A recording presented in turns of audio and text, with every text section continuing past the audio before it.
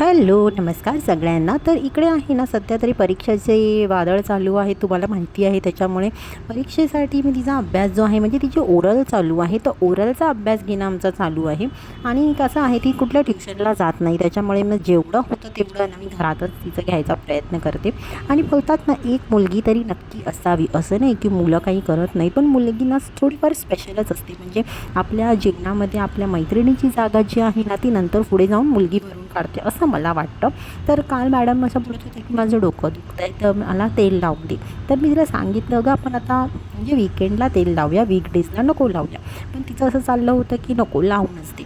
तर मी ना इथे तिच्या केसांना तेल लावते आणि तुम्ही बघू शकता तिचे केस ना थँक गॉड माझ्यावर गेलेली नाही आहेत, पूर्णपणे बाबांवर गेलेली आहे.